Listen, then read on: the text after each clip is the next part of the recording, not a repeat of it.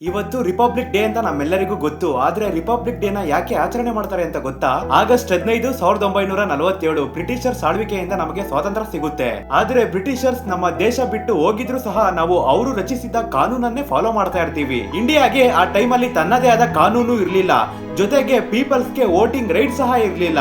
ಆ ಟೈಮ್ ಅಲ್ಲಿ ಇದ್ದ ಲೀಡರ್ಸ್ ಒಂದೇ ಒಂದು ವಿಷಯದಲ್ಲಿ ತುಂಬಾ ಸ್ಟ್ರಾಂಗ್ ಆಗಿದ್ರು. ಮುಂಚೆ ಇದ್ದಾಗೆ ರಾಜರ ಆಳ್ವಿಕೆ ಇರಬಾರ್ದು, ಬದಲಾಗಿ ಜನರ ಆಳ್ವಿಕೆ ಇರಬೇಕು, ತಮ್ಮ ನಾಯಕರನ್ನ ಅವರೇ ಆಯ್ಕೆ ಮಾಡಬೇಕು ಅಂತ ಡಿಸೈಡ್ ಮಾಡ್ತಾರೆ. ಇದಕ್ಕೋಸ್ಕರ ಅಂಬೇಡ್ಕರ್ ಅವರ ಜೊತೆ 300 ಲೀಡರ್ ಸೇರಿ ಸಂವಿಧಾನ ರಚನೆ ಮಾಡೋದಕ್ಕೆ ಶುರು ಮಾಡ್ತಾರೆ. ಇದನ್ನ ಬರೆದು ಮುಗಿಸೋದಕ್ಕೆ 2 ವರ್ಷ 11 ತಿಂಗಳು 18 ದಿನ ಆಗುತ್ತೆ. ಅದುವೇ ಈ ಪ್ರಪಂಚದ ಅತಿ ದೊಡ್ಡ ಕಾನೂನು ಪುಸ್ತಕ, ದ ಕಾನ್ಸ್ಟಿಟ್ಯೂಷನ್ ಆಫ್ ಇಂಡಿಯಾ. 1950 ಜನವರಿ 26ರಂದು ಈ ಕಾನೂನನ್ನ ಜಾರಿಗೆ ತರ್ತಾರೆ.